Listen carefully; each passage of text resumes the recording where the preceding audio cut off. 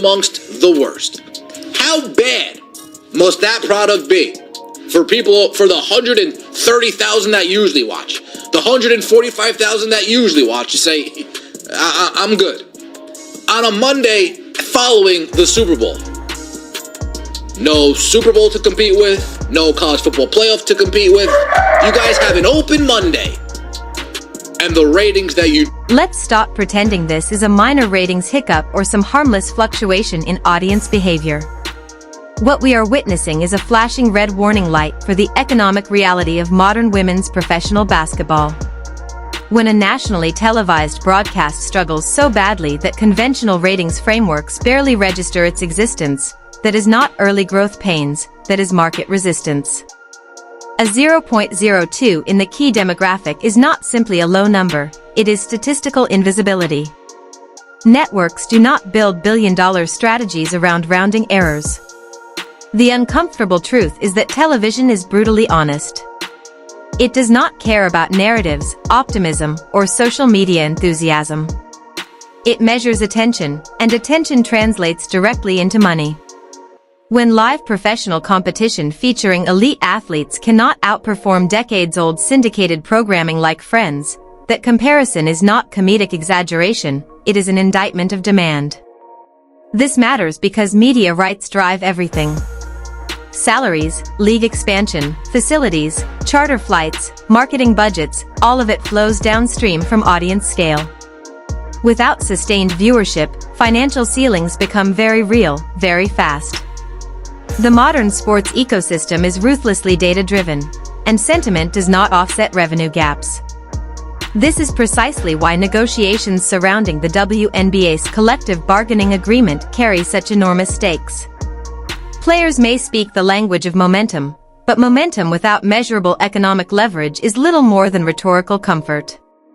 Optimistic interviews cannot substitute for hard financial justification. Owners and broadcasters are not reacting emotionally, they are reacting mathematically. Every underperforming broadcast reinforces caution. Stop giving up. Or maybe it's just a slow night. You have to understand exactly what we are looking at here because the context is devastating. About the CBA deal and, we're making some movement. Fans are even getting tired of that. Stop giving us your updates and start making some progress. Fans are saying that right now. Yeah, we've heard this before, but is a deal gonna get done? Fans are saying that right now. And if you feel that way, let me know what you think. Not investment. Every week number narrows negotiating flexibility. The league's recent surge, fueled significantly by the gravitational pull of Caitlin Clark, demonstrated how transformational star power can reshape visibility, ticket demand, and national conversation. But isolated spikes do not automatically rewrite structural economics. Sustainable business models require repeatable audience behavior, not episodic excitement. If off-season ventures built around star names fail to command meaningful viewership even with premium exposure on TNT, the implications extend far beyond a single property. It raises uncomfortable but unavoidable questions about scalability, scheduling strategy, consumer habits, and the gap between online discourse and actual viewing behavior. None of this diminishes player talent or legitimacy. It highlights a harsher reality. Professional sports exist inside unforgiving commercial frameworks. Passion alone does not finance leagues. Attention does. Against this backdrop, the labor dynamics become even more precarious. Strike authorization is traditionally the nuclear option of collective bargaining, the ultimate pressure mechanism designed to force concessions by threatening operational disruption. But leverage only functions when both sides face comparable risk. In this situation, the asymmetry is glaring. Franchise owners possess diversified wealth, long investment horizons, and the capacity to absorb temporary losses. Players, by contrast, operate within finite career windows and depend on active seasons for income continuity. Missing games does not merely delay revenue, it erases earning opportunities that cannot be fully recovered. This imbalance complicates every strategic calculation. Public declarations of negotiation traction may project confidence, Yet confidence without visible progress metrics invites skepticism. What exactly has shifted? Which proposals have materially changed?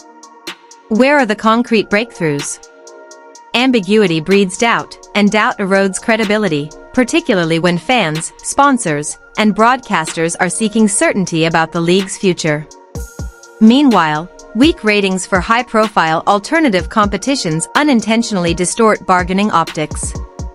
Instead of strengthening arguments for aggressive revenue-sharing models, they provide ownership with empirical justification for restraint. Markets, fairly or unfairly, become negotiation participants.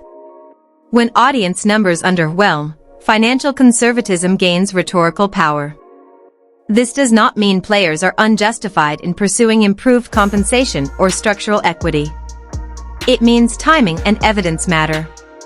Economic arguments are only as persuasive as the data underpinning them.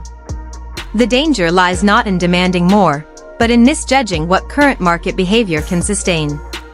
Prolonged uncertainty carries cascading consequences: fan disengagement, sponsor hesitation, media fatigue, and narrative drift from growth to instability. Momentum, once lost, is notoriously difficult to rebuild. The league stands at a delicate inflection point where perception, economics, and strategy intersect. Sustainable progress requires alignment between aspiration and measurable demand. Without that alignment, optimism risks becoming noise, and brinkmanship risks producing outcomes that damage everyone involved: players, owners, broadcasters, and supporters alike. But here is the part nobody wants to say out loud, the part that sits uncomfortably beneath every polished interview and carefully worded statement: professional sports are not governed by fairness, they are governed by economics.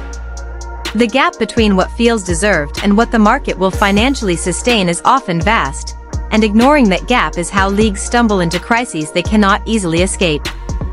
A strike is not merely a symbolic act of solidarity, it is an economic weapon with real blast radius. It freezes momentum, fractures audience habits, and injects uncertainty into a product that depends on consistency. Fans do not patiently wait in suspended loyalty forever. Attention migrates. Viewing routines shift. Sponsors reallocate budgets. Broadcast partners reassess priorities. The damage from work stoppages is rarely confined to missed games, it bleeds into perception, and perception in sports is currency. Once instability becomes the dominant narrative, rebuilding confidence becomes exponentially harder. This is the paradox facing the players' leadership. By signaling maximum resistance without demonstrating overwhelming market leverage, they risk creating a scenario where the costs of escalation disproportionately fall on the very athletes the strategy is meant to empower. Owners, insulated by capital reserves and diversified portfolios, negotiate from durability. Players negotiate from career volatility. That imbalance does not invalidate labor goals, but it radically alters risk tolerance.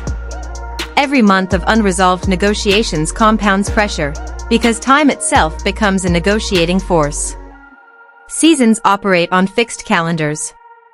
Training camps approach whether agreements exist or not.